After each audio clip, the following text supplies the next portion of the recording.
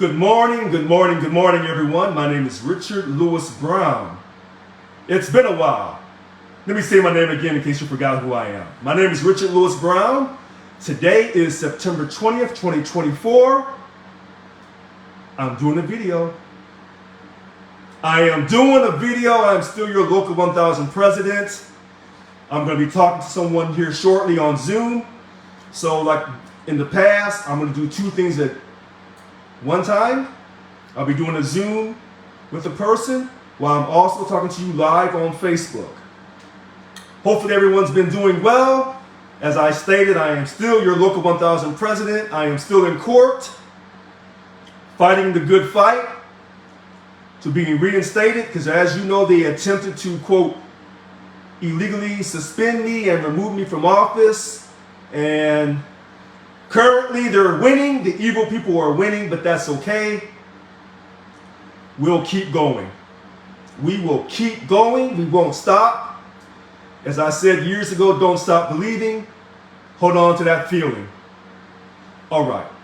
If anyone wants to make comments, feel free. Please feel free. All right.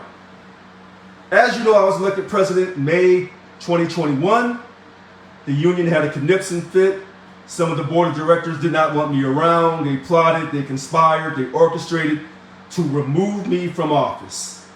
This is what they have done. They think they've won. They've hired lawyers in DC that represent SEIU International's interests. International also got lawyers from down in San Diego and also in Berkeley. This is what they have done. They've hired 3 different sets of lawyers to convince the news media and to con the courts, the Sacramento Superior Court, into believing that they had to remove me. That was the right thing to do.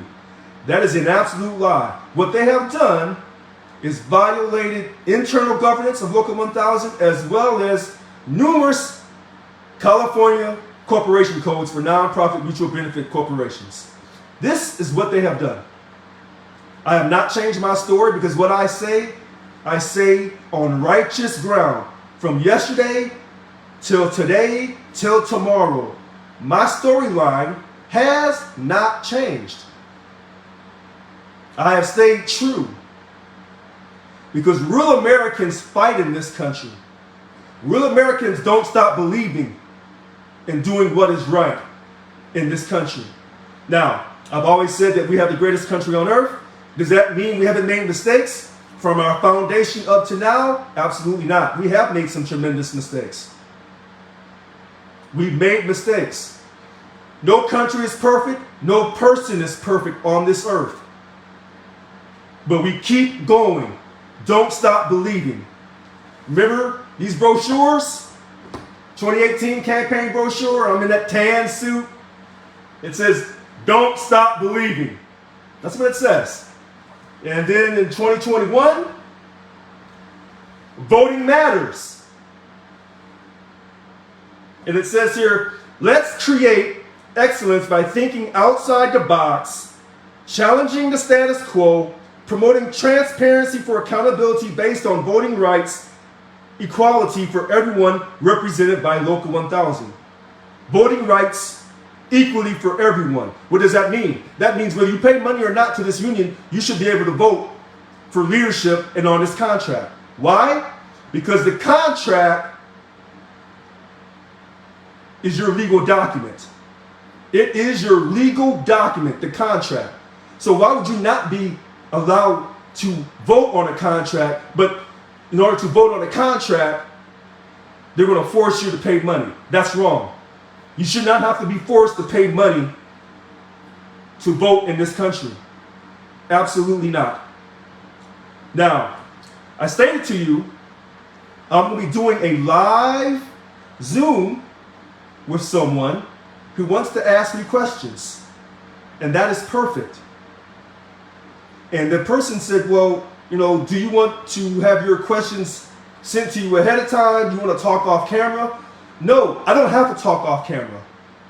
See, people who talk off camera, people who ask you to send questions ahead of time, Those people are politicians. I told you from day one, I'm not a politician.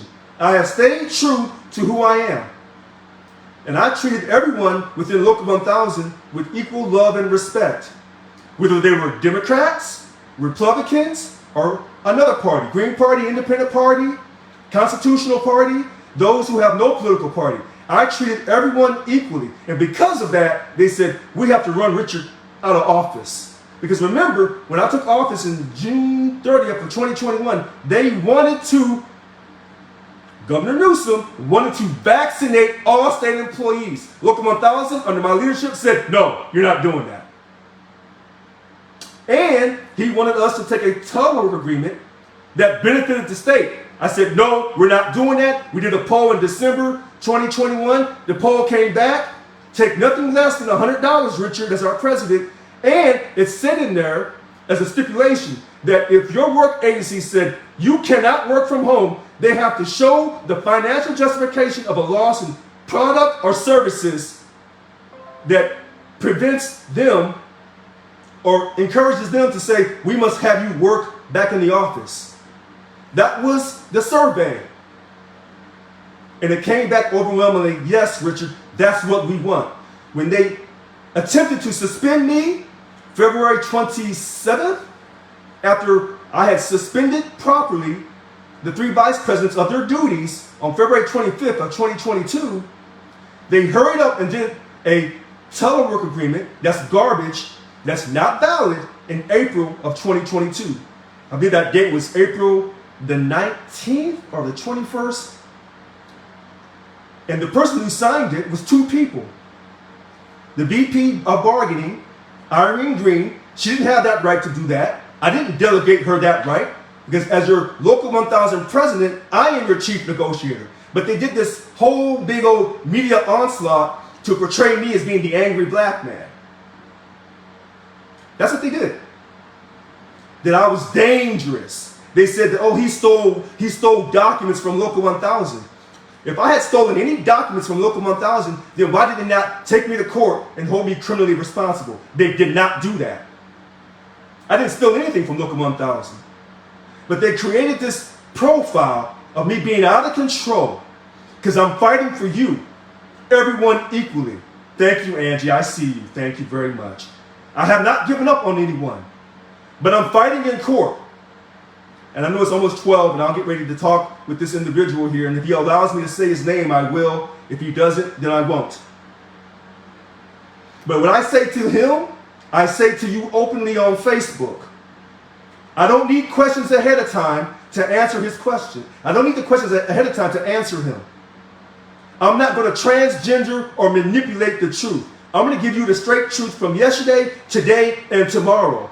And when you see people on Facebook using my words, trying to act like me, those are false prophets.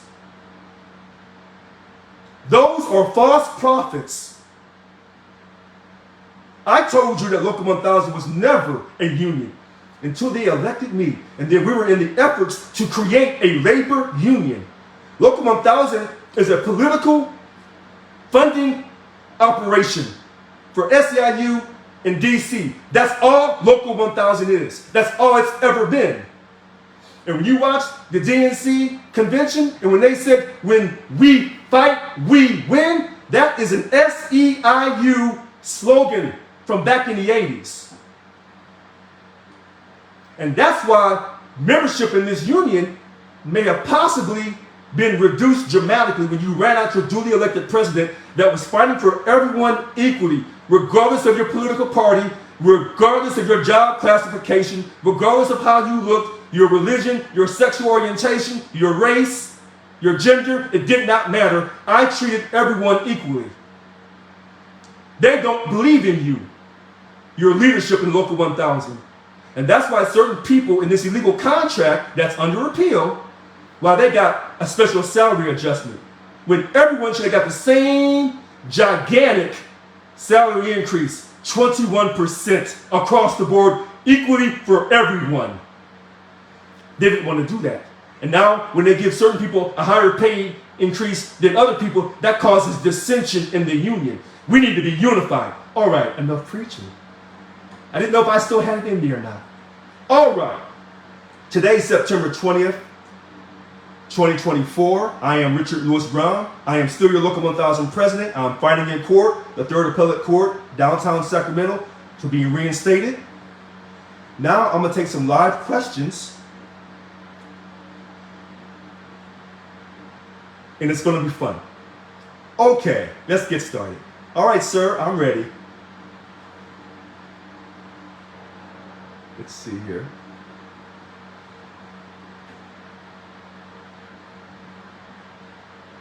Okay, I am ready. Can you hear me, sir? Oh, I can't hear you. Hold on. Oh, I hear you loud and clear. Okay, I am ready, sir. How are you? I'm doing great. How are you? I'm doing great, thank you. Who are you? What they want to answer, what they don't want to answer, and then they can get your little, information together on how they want to present what they're selling. This is how I say this: what they're selling to you. I'm not selling you anything. I'm giving you the truth. That's all I've ever done. Go ahead, sir.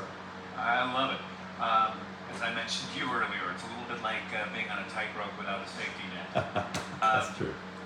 My agenda, just to be real clear here, is I would like to document what I think is one of the most interesting moments in labor history in probably the last 50 years, and that is your rise to prominence inside SEIU 1000 in California, and then what I'm going to, I don't think hyperbolically refer to as a coup that removed you from that office.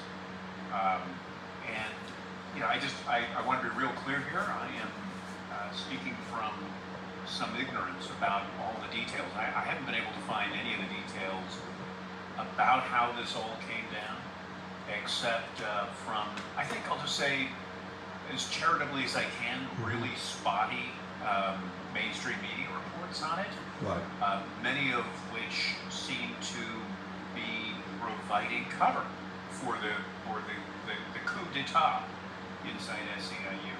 So can I just start, if you don't mind? I'm recording this for my own purposes. Sure. I'm delighted to help you achieve your purposes here, but I want to start with what I remember the background. This is from my notes back when you and I first spoke in about 2021. I wrote, in the spring of 2021, it appeared that major changes were on the horizon for SEIU when members elected reformer Richard Brown as their new president. Brown made headlines for promising to get the union out of politics, to give non-members represented by union contracts a vote in union elections, and other changes that would upend the history of corruption within SEIU's ranks and refocus the organization on actually representing workers. But almost immediately, Brown hit roadblocks set up by the entrenched union leaders that make up the organization's board of directors. I continue, if that's okay. Yes, please do. After your election, union officers refused to show up for meetings, denying you a quorum to conduct business, and then used the failure to achieve a quorum as evidence that you refused to hold meetings in their formal charges against you. They broadcast what I can only call vulgar slurs against you. I'm just going to say, they struck me as racist and sort of similar. I was just sort of struck by the remarkable poisonous attacks on you. They contributed $1 million to Gavin Newsom's campaign, despite the fact that you were just elected on a campaign that promised not to support the governor.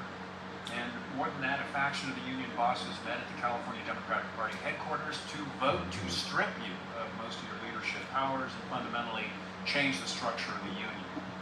So maybe, first of all, you can tell me if I've got just that basic setup correct. You have it perfect. So everyone on Facebook, he basically wanted to say that he thought my election was a major accomplishment in the 50 years that he's been covering unions. He thought a coup happened within Local 1000. He stated that basically some of the board, they never wanted to work with me. They would never give me a quorum. He also stated I went through some vulgar racist comments from Local 1000 members. He also stated that some of the board would not give me, quote, a quorum to have board meetings, but yet they tried to use that against me. He also stated that right after they, quote, elected me on May 24th, 2021, unofficially, they hurried up, I believe it was June the 2nd, 2021, they gave $1 million, Local 1000, let me say my words perfectly correct. Local 1000, through a board vote, gave $1 million to SEIU State Council so they could turn around and help Governor Newsom, fight his recall. And some of the board members in their coup held their board meeting that I did not sanction October 16th and 17th, 2021 at the Sacramento Democratic headquarters. That's everybody on Facebook. I'm trying to tell you what he was saying just to me of the Zoom. Now he's asking me for my point of view on this. Number one, he's correct. There was a coup. Number two, they tried to illegally suspend me on February 27th, 2022. Then they followed that up with a board vote to illegally remove me from office on January 7th, 2023. We're in court fighting this. I've lost some court cases. I've appealed other court cases. I'm in the third appellate court in downtown Sacramento. Those issues. Number one, that contract is illegal. I did a TRO to stop that from going through. Lost the TRO. I appealed it. It's in the third appellate court. That contract is an invalid contract. Per the policy file, I'm your Local 1000 president. I'm the chief negotiator. Point blank. I run the day-to-day operations. Per the policy file and bylaws. It's clear cut. Second appealable issue. The election they just held, the new leadership election in May 2024. That's an invalid election. I appealed that because I lost it on TRO. So when people thought that I had given up on them, that is wrong. I've been working. I've appealed that decision. Third appealable decision. They said, Richard, your lawsuit against Bill Hall and the other 42 defendants, including Local 1000, you were trying to silence their voice. You were trying to intimidate them. You were trying to harass them. That's the third appealable issue in the Sacramento Third Appellate Court. I'm appealing that. The judge says, Richard, pay them $37,000. They were asking for $110,000. He said, Richard, pay them $37,000. I'm still fighting that decision in the Third Appellate Court. Those are three cases. So the major lawsuit about what they did, the judge said, I'm throwing it out. I will not allow it to go to a jury of your peers, Mr. Brown. He threw it out under demur. That's wrong. That judge is a Democrat. His name is Judge Christopher Kruger. Court 54. Democrat Christopher Kruger. When I'm saying these things to you, does that mean I hate Democrats? No. Does that mean I hate Republicans? No. If your actions are not proper, if your actions are illegal, I probably don't care for you. I don't care what party you belong to. Now, let's get to the vulgar and the racist part. The gentleman failed to state May 25th, 2021, the cops came to my house unannounced because someone made a false call saying there was a woman in my house screaming for her life. That was false. I tried to find out who did that. The Sacramento police would not tell me who it was. Quick point. Mr. Scott Schmidt, I did ask for a new judge after the first judge was appointed to me, and I got Judge Kruger. You get one preemptory challenge. And I want everyone on Facebook to understand this. I am not a lawyer. Can't afford a lawyer. All the lawyers that I try to reach out to will not take my case because, number one, they don't think I can win. Because I'm not fighting just Local 1000. I'm fighting the state of California, as someone has reminded me of repeatedly. Number two, I don't have $25,000 to $30,000, $40,000 to pay a lawyer. I don't have that money. Number three, they wouldn't take on a contingency basis. All right. Now, this is for the gentleman that asked me the question, and I'm trying to answer people online, and I'm trying to give him his information while he's writing stuff down. I am not lying to you on anything that I'm saying. Go to the Sacramento Superior Court website. Look up case search. Look up case search. Richard Lewis, as in Joe Louis, Louis, Richard Lewis Brown. And you're going to see different court cases. You're going to see the court case against me, against Bill Hall and the defendants. You're going to see another court case against me against Richard Wake. You know, the gentleman that said that I, quote, had a mental illness. And you're going to see another court case. So, with that being said, the cops came to my house. They did not racially stereotype me. Hats off to the Sacramento Police Department. But I couldn't find out who made that false call against me. I couldn't find out. Now, the racist stuff. There were cartoon characters being portrayed in a racist manner that were reflecting me as my personality. That's what they did. It was on Facebook. It's in part of my lawsuit. This meeting is being recorded. So, do you remember, and this is for the gentleman, when I was told to, quote, suck a dick by DLC President Teresa Taylor, who's the current CalPERS president? So I was told to suck a dick. Okay. Well, I don't suck dick. Now, maybe if I had been gay, then I would have been covered. But I don't suck dick. But her and her daughter told me to suck a dick and eat a dick, respectively. Nothing happened to Teresa Taylor. Did she use her white privilege? I don't know. Maybe. Because remember, at the time, the CalPERS board, that president at the time was a black man. Y'all thought I forgot? I haven't. So when I say things about people being racist, and oftentimes it appears that I'm talking about white people, now there's some black people who are just as prejudiced against other black people. Oh, yes, they are. And I'll call them out. Because what is right, and what is wrong. Now, she told me to suck a dick. She got away with it. Fair enough.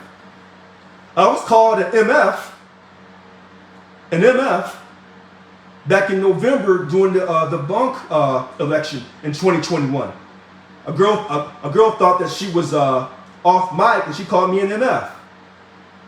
Okay. Now, here's the funny thing about these words. People say, Richard, always maintain your dignity. Don't let words hurt you. Don't let words define you. That's a double standard.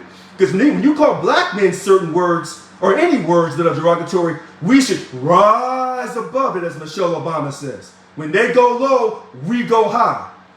Okay, but if you call someone who's in the LGBTQ community a derogatory word, oh, you got about 24 hours to give an apology. So why is it for one group, they get an exception to the rule, but as a black man who's a descendant of the enslaved African, I don't get that same respect? Back to Local 1000. Because this person who brought this up to me just now, I want to say he looks like he's European American descent. All right, so here we go. So we're trying to cover these issues, and I'm trying to talk as quickly as possible. Hopefully I've covered for him. There was an orchestrated plot to remove me from office before I was sworn in.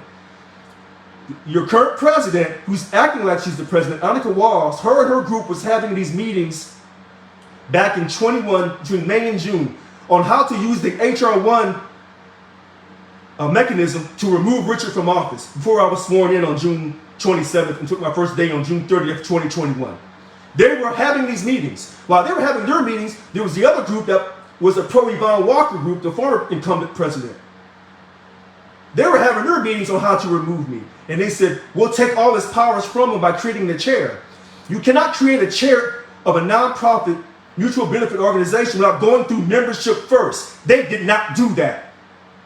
That's illegal. But that's why the judge wanted to throw the case out so this wouldn't come out in the public eye. Because Local 1000 is the largest public sector union for state employees in the state of California. This is going to make them look bad. So that's why he threw the case out. But you can't throw the truth out. Now, let me say this. I suspended the duties of the 3 vice presidents correctly. They were warned, don't go to that meeting at the Sacramento Democratic headquarters. Don't support that meeting in any form or fashion because that meeting wasn't called by me. They said they petitioned me correctly to have that meeting. That's a lie.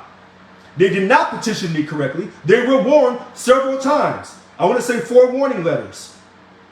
But in that one warning letter on October 7th, 2021, they told them, if you go to that meeting, you're subject to disciplinary action, and possible removal through the court system.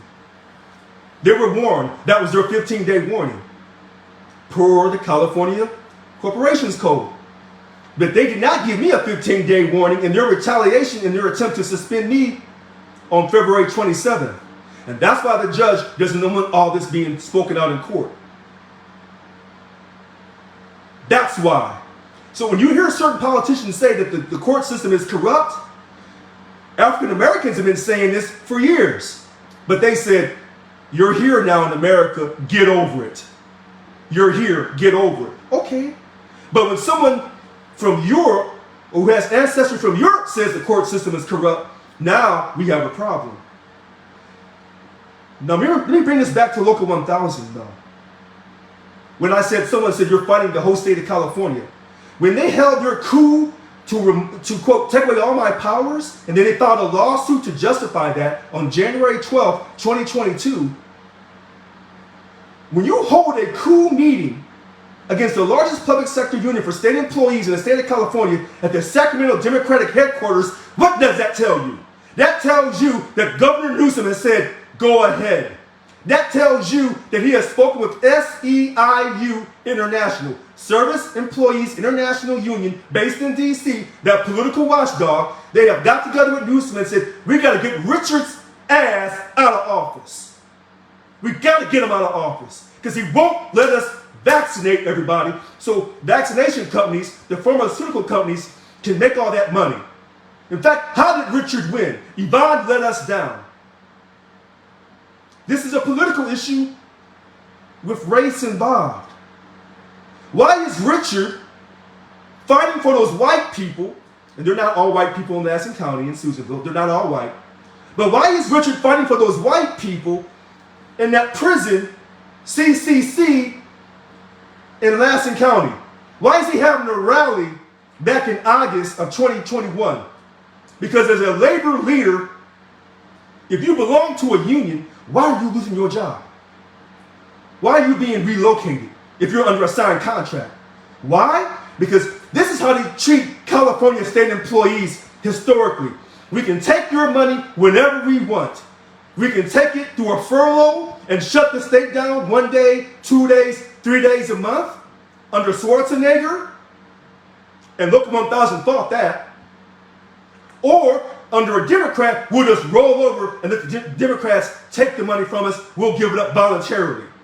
And so they'll say, well, you know, you give up your money voluntarily while under a signed contract. If that's what your signed contract details, you're a fool. You don't have a contract. You're an idiot. When Local 1000 portrayed me as being the angry black man, remember when President Biden called one of the reporters a son of a bitch? No one called him an angry white man. But then again, he's Irish, so he gets that credit. I'm just telling you the way it is. Remember when they said Richard's out of control, he can't control himself on video? That's an absolute lie. I was being attacked on video live in front of everyone. Remember the mayor London Breed in San Francisco when the crime got so bad because certain people of a certain party said, let them do whatever they want to do. Let the crime people run around and just break into stores. And she said, this shit, or this is some bullshit. That's what she said. No one questioned that black woman. No one said a word to her. And when they said, Richard, we don't like how you carry yourself. No, you just don't like the fact that I tell it the way it is. Remember when the lovely Michelle Obama said, when they go low, we go high. And it sounded so good. But what did her husband do? Former President Obama, Barack Obama, at the DNC a few weeks ago.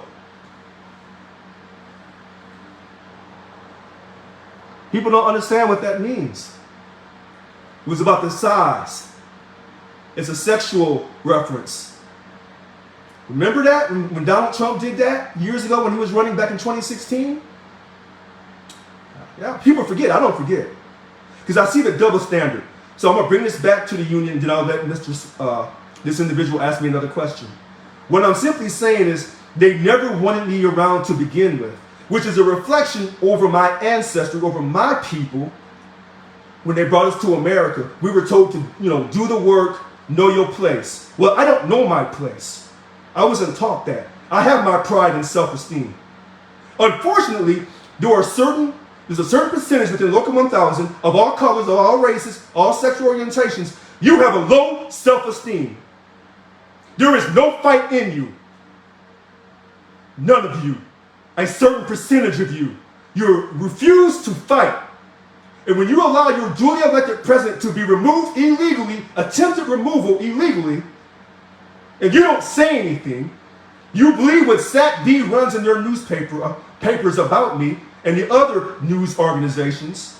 And yet, when I talk to those who are on the right, the Republican side, you say I'm trying to destroy the union. But yet that Teamsters president, Sean O'Brien, when he goes to the RNC and he speaks with passion, no one says a word to him.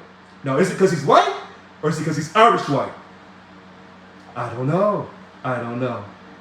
But they don't second guess him. And now that Teamsters union said, we can't endorse neither one of these two individuals. And I'll finish with this, and then I'm trying to give him this information so he understands my mindset and where I'm at emotionally right now. The Pope says you got to pick the lesser of two evils.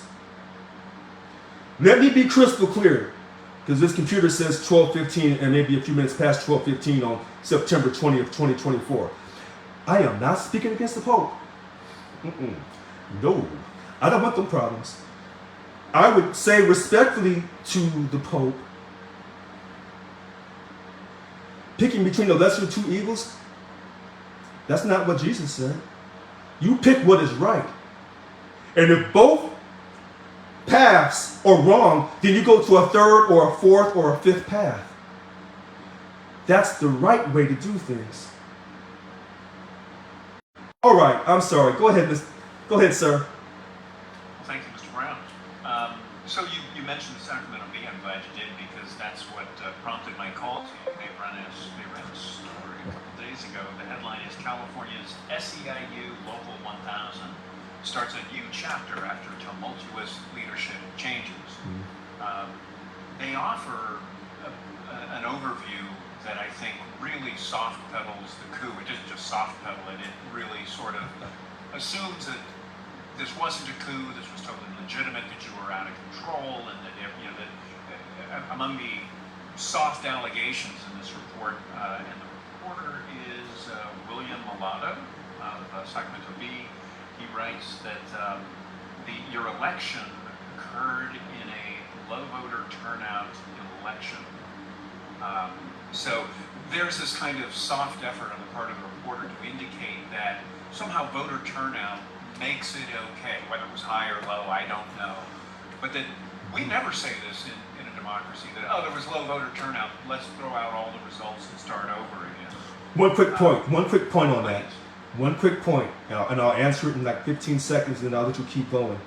That SAC-B was a hit piece on me once again.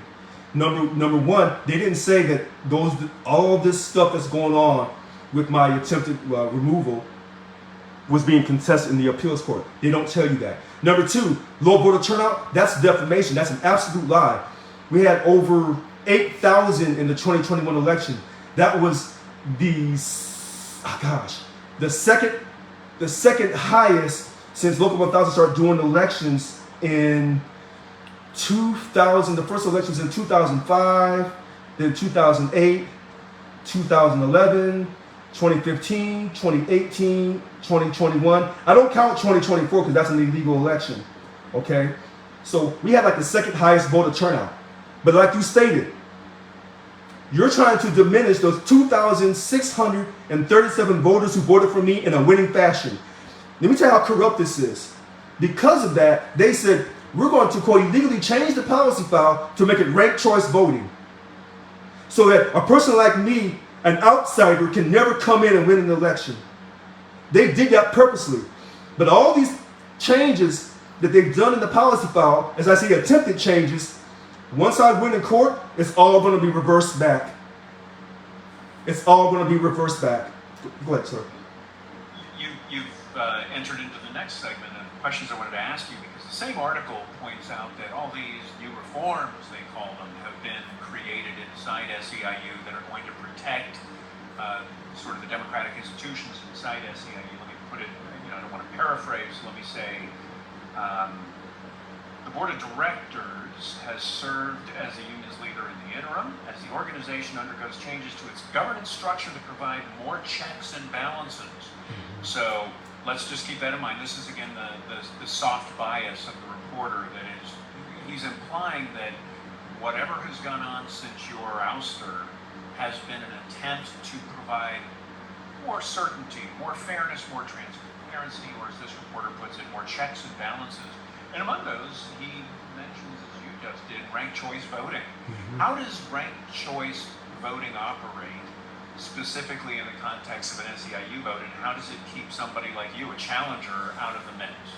I could explain this to you, but it would take too long.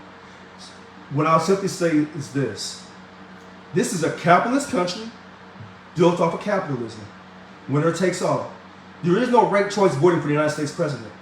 Okay? There is no, quote, ranked choice. Well, wait. There's a form of a ranked choice voting for the California governor. By having a ranked choice voting, what you allow is you don't allow an outsider to ever win. Because if the outsider doesn't win with more than 50%, then they'll say, well, we have to go and do another election, or we'll do a ranked choice vote to see, we'll keep doing the ranked choice voting to see who comes out on top. So this is very interesting. I was the outsider. MTC, Annika Walls and those individuals, they tried to act like they were the outsiders. They were not. So you had MTC, that group, Members for Transparency and Change. You had Yvonne's group, the old guard. Then some of her old guard broke away from her. That was under Miguel Cardova. So you have 3, including me, is 4. But here's the thing. There was someone from the MTC group, Tony Owens. He split away from them. So the MTC group and the Yvonne group had 2 split-offs. And then it was me, the only outsider. So you had 5 people. They couldn't pull enough votes because they were splitting their votes, and I won. How do you prevent a person like Richard Lewis Brown from ever winning again? Do ranked choice voting. Now listen to this. The way they were able to convince Irene Green, who was the VP of bargaining at that time in 22, to convince her, let's go on and try to suspend Richard.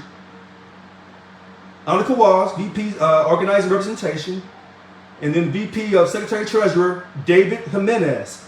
They went and they told Irene and they told Bill Hall, because he wanted to be the chair of the board and have all the powers of the president. They said, if you work with us to attempt to suspend Richard, even though we're already suspended of our official duties on February 25th, 2022, well, then what we'll do is we'll have a meeting. David will call the illegal meeting. We'll take a vote. And if Bill, if you win, you will have the chair. But we want to have ranked choice voting for the next election. Bill said, fine, I'll do it. Now, this is the same person, Bill Hall, acting like he's the chair, the illegal chair position. He's the same person that called me the N-word back in April of 2013. All right. Can I forgive Bill Hall for calling me the N-word? Yeah, I can. I can. If he was to call me and say, hey, I'm sorry I did that, I'm sorry for trying to run you out of office and blah, blah, blah. If anybody comes to me and they're truly sincere and they say, Richard, I'm sorry, then how can I tell you I believe in God through Jesus Christ and you come to me and sincerely say that you're sorry and I don't forgive you? Now, I'm sending you a message, sir, and I'm sending a message to people on Facebook, but I'm also sending a message to someone else. So when I say things, now I'm not just saying it for just one person. I'll say something that has multiple meanings for different people. What SATB did, they did their job to create the atmosphere of pollution so that when they, quote, attempted to run me out of office, no one would say anything. So, as some people said, why didn't the NAACP or some of the other black civil rights organizations come to help you? The reason why they wouldn't come help me is because they're in bed with the Democratic Party and they couldn't. So when you're in bed with someone that prevents you from doing what is right, then what does that really say about you? Now, Let me say this, so I show equality. SAC-B runs the article. SAC-B is a Democratic-leaning newspaper. Okay. So when the Republican Party and the Republicans in the state of California heard what they saw what they were doing to me, some of them reached out. But they wanted me to destroy the union. I wouldn't do that. But the others who say that they're against union corruption, they didn't come and say, Richard, we'll help you fight this because we know you're in the right. They did not show up.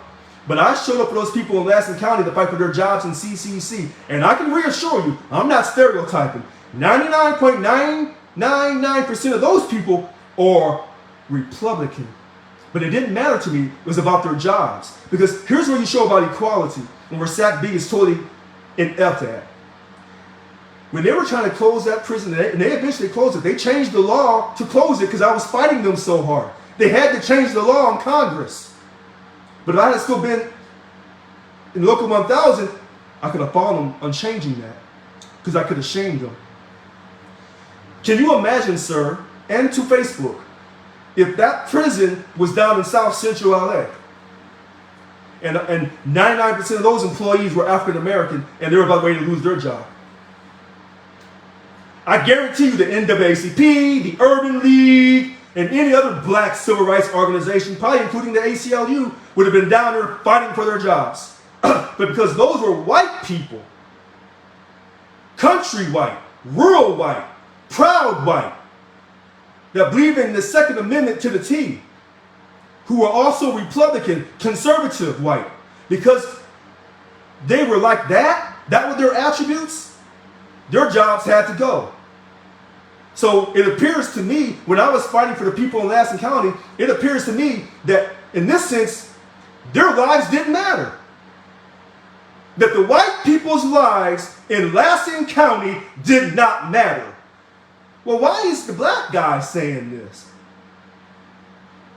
No, this is where it gets interesting. Because I'm telling you, I'm proud to be black. I'm mama's black boy. I'm a descendant of the enslaved African. So you would naturally peg me into the Democratic Party. No, you can't peg me into the Democratic Party. Because what you're doing to the good people in Lassen County, to their jobs while they're under a signed contract, that is wrong.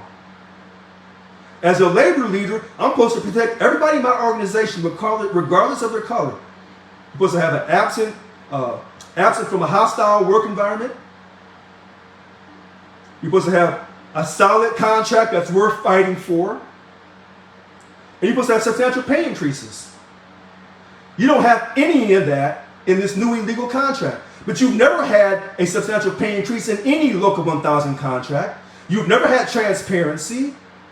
You've never had any of this. But yet they portray me as I'm the person that's the problem in Local 1000. No, I'm not the problem. I'm the, what do you call it? The solution? I'm the solution. But they didn't want the solution.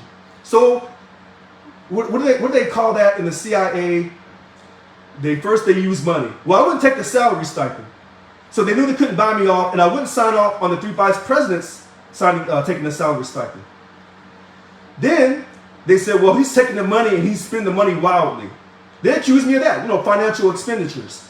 Because I was taking my shirts, my white shirts, to have them starched up so I would look good when I go on TV or I look good when I do videos. Because you've never seen a Local 1000 president in a suit and tie. You never saw Bill Hall in a suit and tie. He couldn't even do his Wednesday night calls because he couldn't take the criticism. But every Wednesday night, I took the criticism. I took the calls. Anyway, they tried to portray me as this crazy person. And because of the history on how the enslaved Africans came to this country and how black men, even up to today, are viewed, even in this great state of California, we're viewed in a negative manner. So SAC-B was easy. It was easy for them to say all these things. My videos are lively. They're entertaining. I say different things. I make people laugh. People come and they watch because they're not going to hear the status quo being preached to them. Now, they say, well, he's just like Donald Trump. No. I'm not just like Donald Trump. Now, my ability to entertain, educate, and motivate, now that may be similar. So here, I'm going to go to that SAC-B article. I'm going to fool you. I'm going to go back to the SAC-B article. It said Richard went inside the building. I never on March 5th orchestrated that. I got a phone call at home. Richard, we're in the building. Get your ass down here. I didn't orchestrate that, but I'm still the president. But they had locked me out. So there was a question over who was in charge of Local 1000 on March 5th. They said that I went in there and we destroyed stuff. No, that's not true at all. If I had destroyed property in that building, if I had stolen any money or any paperwork in that building, they would have held me criminally responsible. They did not, because they didn't have anything, because what they were saying was hot garbage. But they portrayed me as being out of control and being angry. But when Jesus threw the money handlers out of the temple, they said he was angry. And so what I was doing with my election was, we was going to create a whole new way of doing things. We weren't going to be supporting politicians. Now, I'm going to get back to the SAC-B article on why it was so important for them to run me out of office. The contract was coming up for renewal in 2023. Okay? I'm the chief negotiator for the policy file and bylaws. We bargain in good faith. Well, how do you bargain in good faith? You try to get as much money as possible for your people. The state says, well, we're in a crisis. We don't have any money right now. So 1 minute they're like 80 to 100 billion surplus, and next minute it's all gone. Where did it all go to? But they knew I wasn't going to go for it. So I was going to ask for the financial statements. Well, they weren't going to give them to me. Then how can you negotiate in good faith if you don't show me your financial statements to justify that you can't pay our people, nearly 100,000 people, a substantial wage increase? You can't.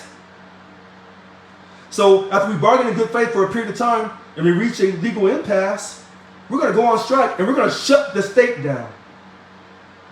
Oh, yes, we are.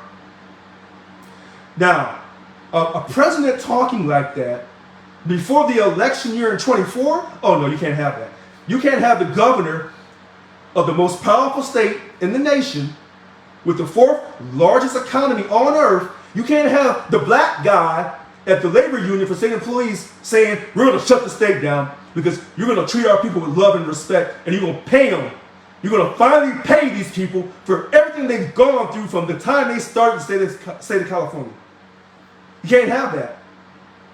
So they had to run me out because I wasn't supporting him because he wasn't supporting us. And here's the thing. Even if he had been supporting us, if half the union are non-Republican or non-Democrats, I can't show favoritism towards the Democratic Party. I cannot do that. And that's the same situation that Mr. O'Brien finds himself in with the Teamsters on the East Coast. Because half the union probably wants Harris and the other half probably wants Trump. Well, why is that a big surprise? Because the country is split down the middle over the direction of where we should head. And that's why the swing voters will be so critical. But SAC-B writes their articles from the Democratic platform. They're doing the bidding of SEIU International and Gavin Newsom. And you look at this past election, you didn't hear much about it. When I was campaigning in 2015, 2018, 2021, I was constantly on Facebook. People were constantly trying to destroy me. This past election that started sometime in January of this year and completed in May, you didn't see hardly any type of conversation on Facebook. But if I had been running for re-election, I would have had everybody who was against me trying to destroy me on Facebook. That would have happened. That's a guarantee because they did it in the past. But see, some people you can attack and they just give up. They give up.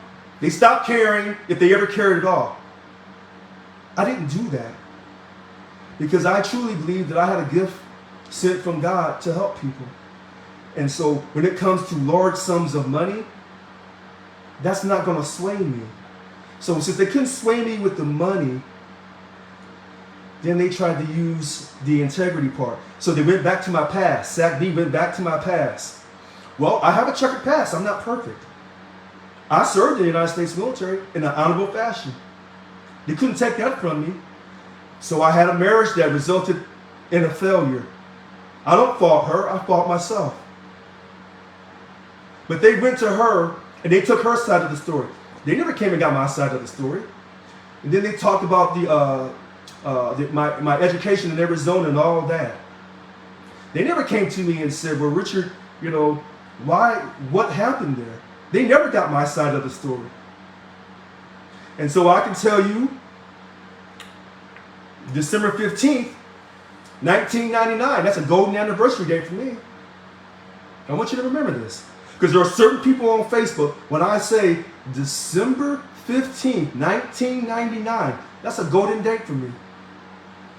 All praise to God through Jesus Christ. And so we take life one day at a time with those 12 steps. Anyway, SACB did everything they could. You go to the person's ex-wife. Well, how many ex-wives or ex-husbands or ex-spouses are going to say something good about their ex-spouse? Especially when that spouse is in the news media. They're not going to. And the truth of it is, my ex-spouse wants me back. That's the truth. But they went to my past. They said, well, you know, you have a felony. You have a misdemeanor. Okay. I told the state of California that when I got started working for the state of California. But they took those questions off the standard employment application for the state of California. And now when you go for certain jobs, they will ask you in a separate blue criminal questionnaire if you have a criminal history. Because people were being discriminated against for having criminal histories. And so I took a long part, but they were trying to destroy me in the SACB article. And if I ever do an interview with SACB again, we'll go live on video. Because when you do live on video, people can take your words and twist it. But when people watch it live, now they can make their own opinion. And that's what SACB was trying to do. Listen to the timing of this. I'm in the appeals court. If I lose in the appeals court, I'm going to federal court. I got a constitutional issue, the freedom of speech, violation of cruel, unusual punishment, and the fact that I'm a black man. There's your quote, I never got my due process. There's your 14th Amendment. I'm not giving up. So the whole time I told Local 1000, don't ever give up. Keep voting. Whether you vote in Local 1000 elections, whether you vote in state, city, or federal elections, you must vote in this country. Period.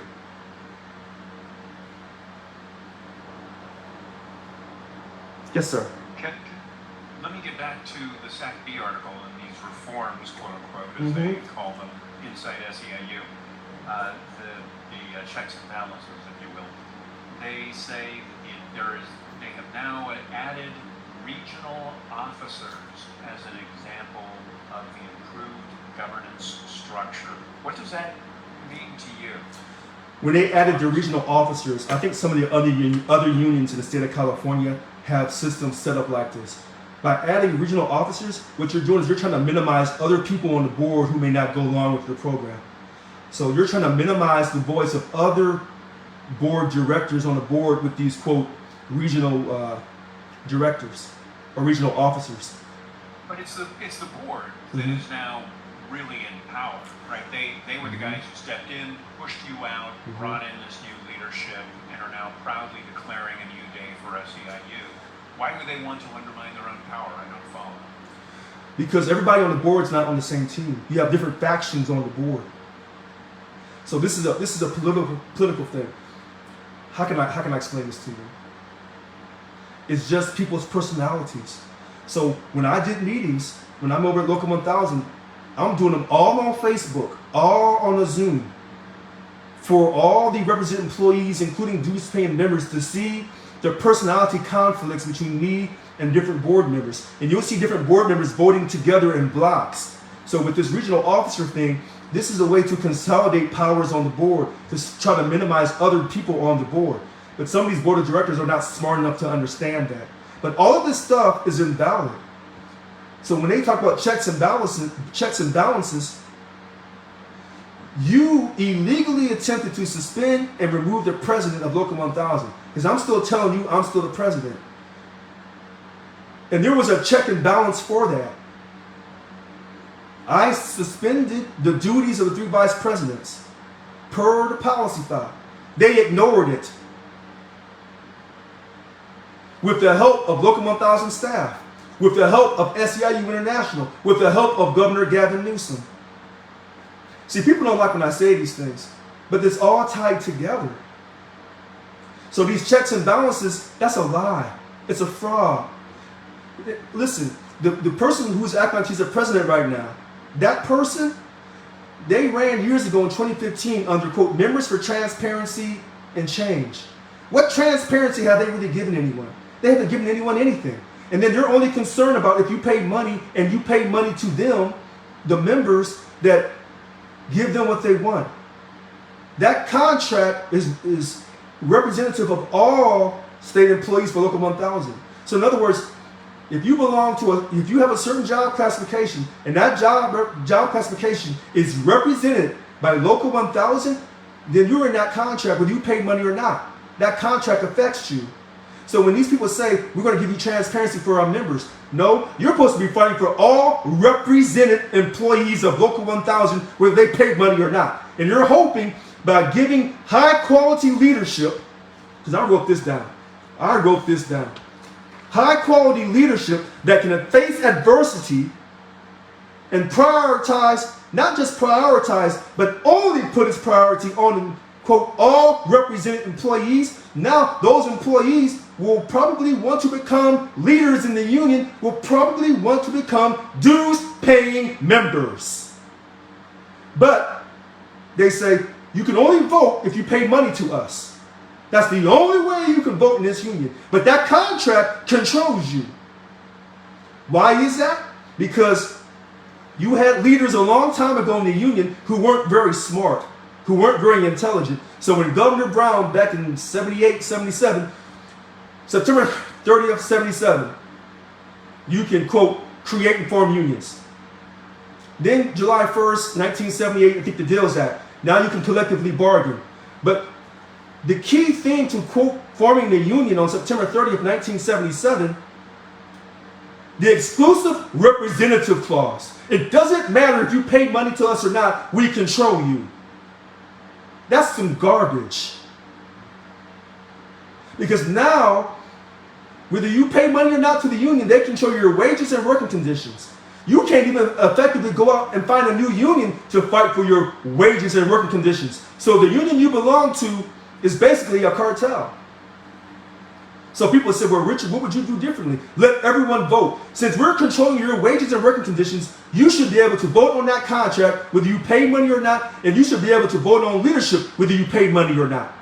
And if we do our job good enough as leaders and get you a substantial pay increase, get you your dignity that's not controlled by Kyle HR,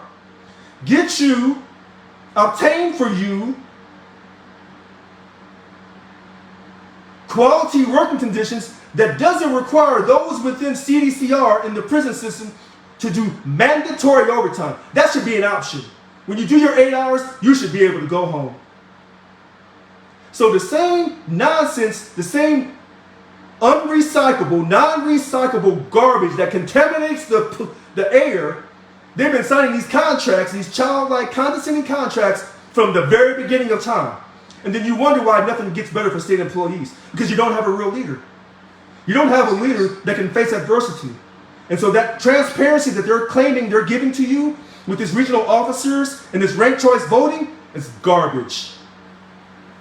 So one of the things that seemed to really appeal to SEIU members when they voted overwhelmingly for you to become president was the fact that you wanted to pull the union out of, roughly speaking, politics. Yes. You did not want the union engaged in politics. And that seems to have lit the fuse under a lot of people. You can imagine, because SEIU has operated as a kind of an ATM, a money machine for the Democratic Party.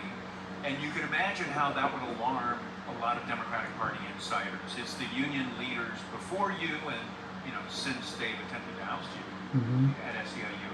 It's these union leaders who raise money from member dues, and then spend it financing the campaigns of Democrats, typically in California, it's only Democrats, who then get into office and return the favor, in the form of greater union protection, or at least the protection the leaders say they want.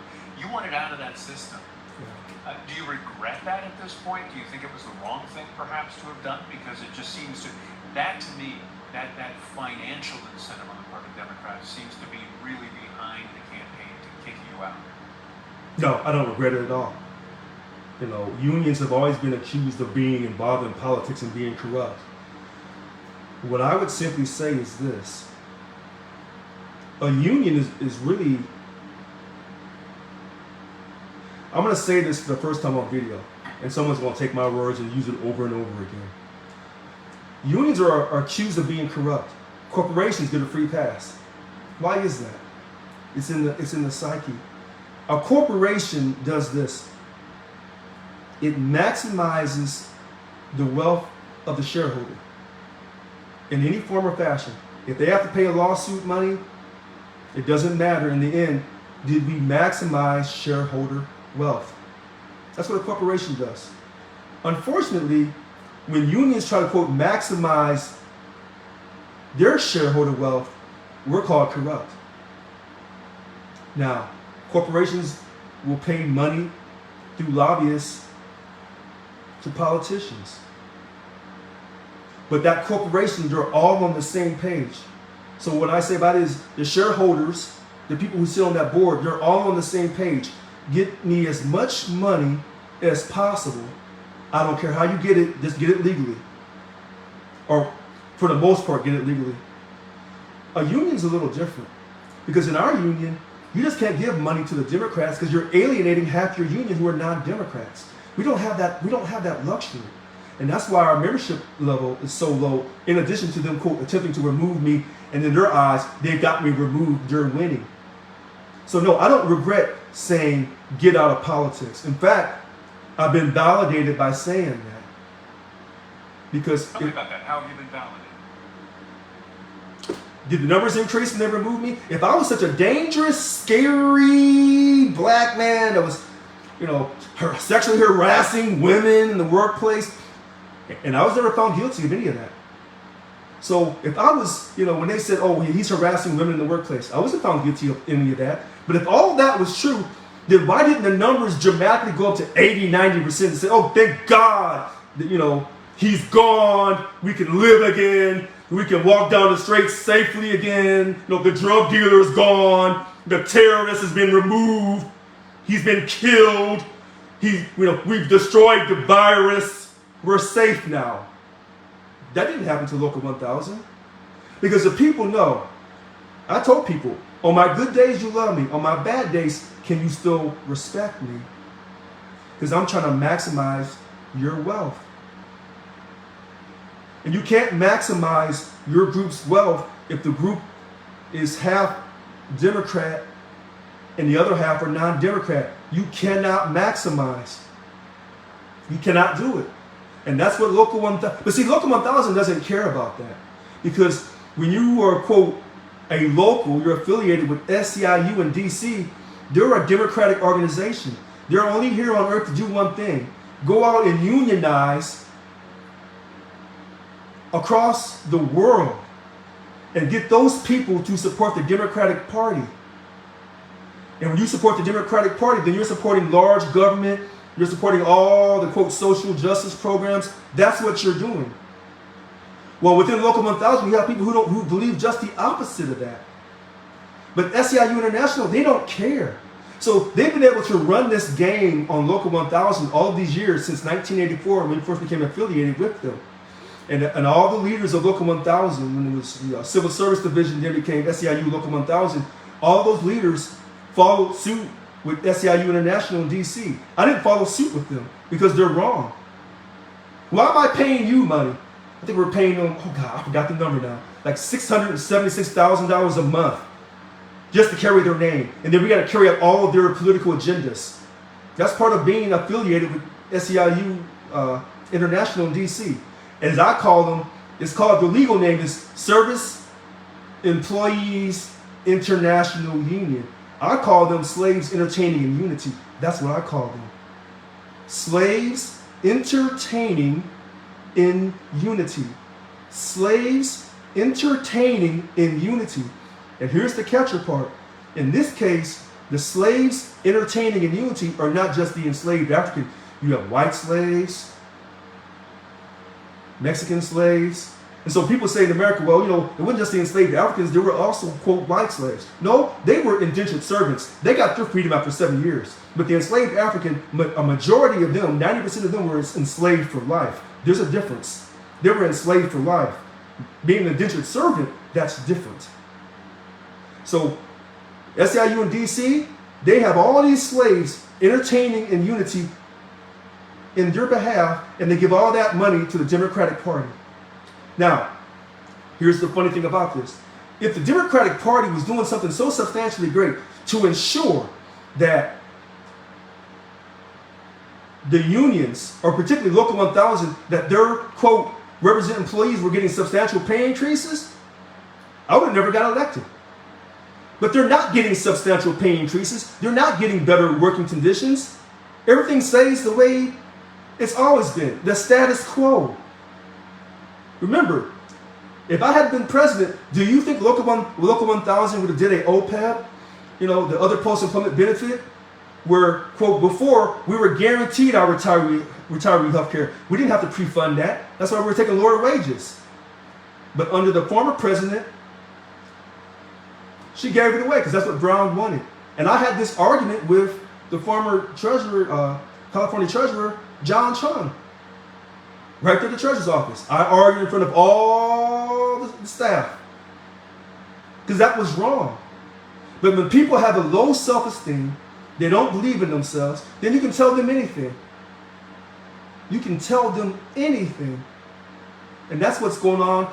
So when you say, do I regret getting out of politics for Local 1000? Absolutely not. It was the right thing to do.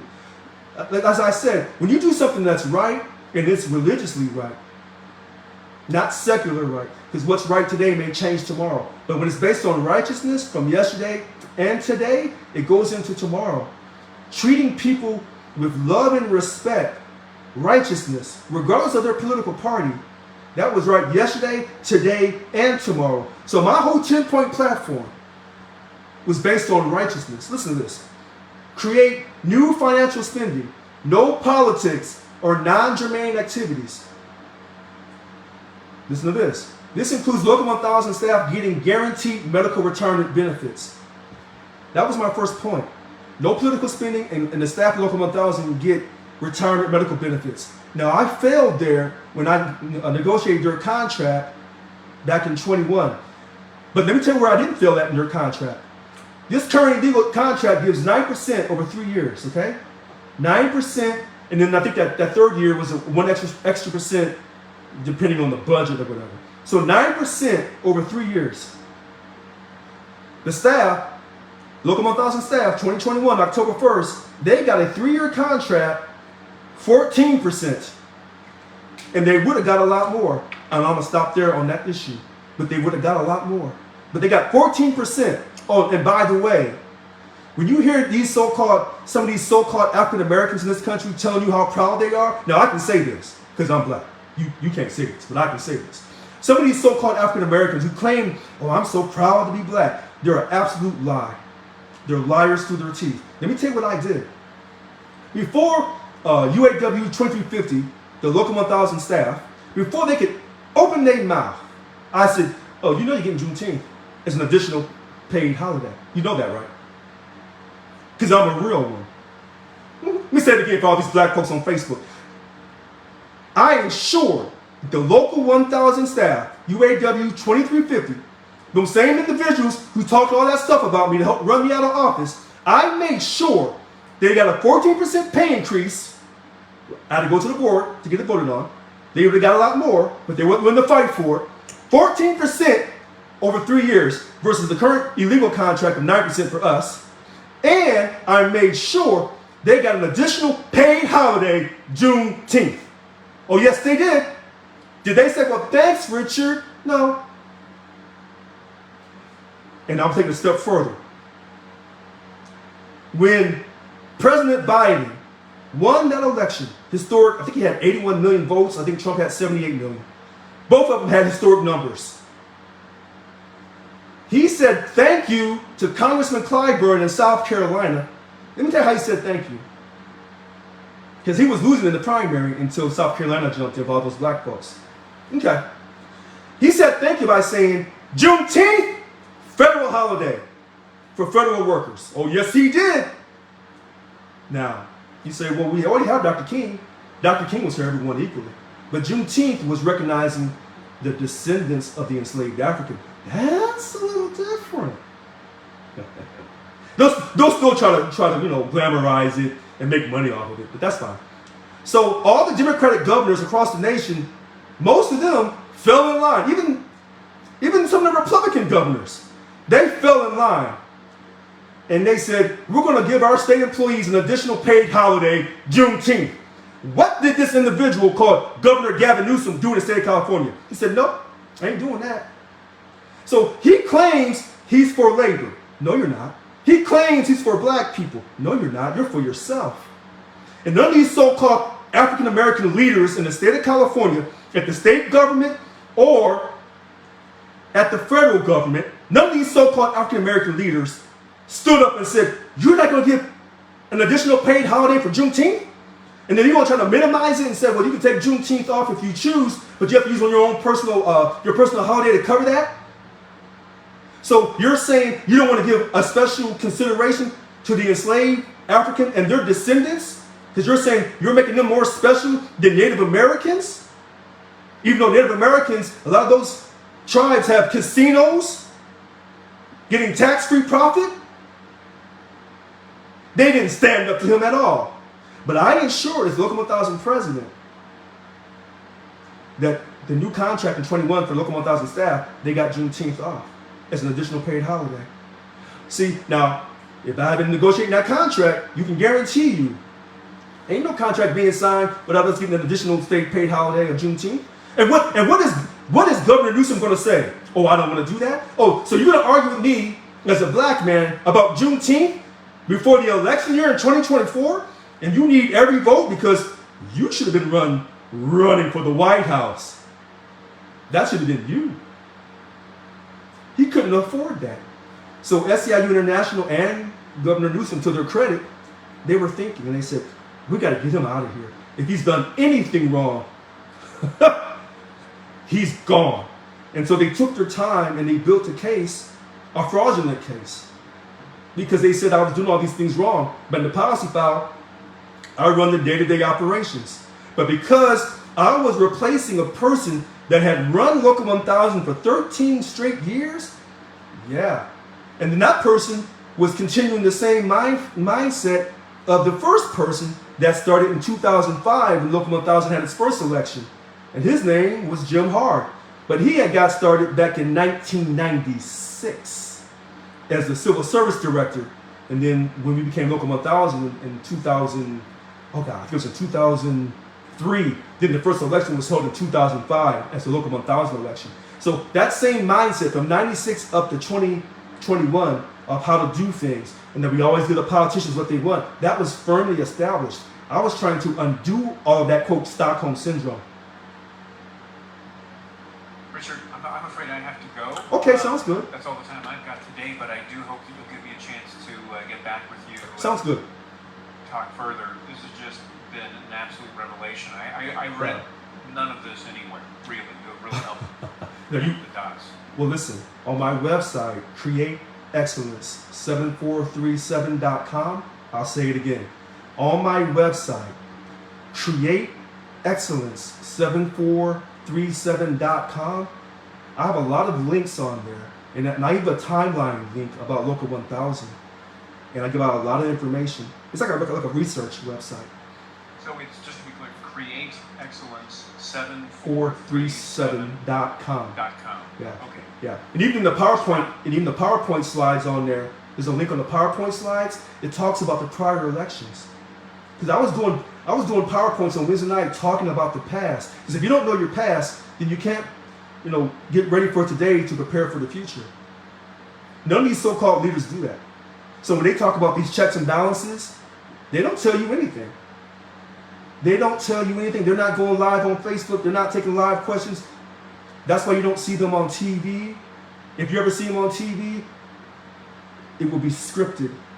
The same thing that Vice President Harris is doing, even though she's doing it perfectly, though. She's doing it perfectly. You look great. Thank you. sound really upbeat. I am. You sound like you are still in the fight, and I'm really grateful to hear this. Thank you. Sir, I'm only in the fight because I was sad for a while. But my faith in God through Jesus Christ has not wavered. I'll end it there. Thank you. Thank you so much. All right. So long. So Happy long. weekend to you. You too. Bye-bye. The recording has stopped. Okay, everyone on Facebook. And that was live. I want to thank you for your time. Hopefully, I've answered a lot of questions. I have not given up. I'm still fighting this situation. I'm in court. I'm not giving up. If I lose in the appeals court, I'm going to federal court. I'm not going away.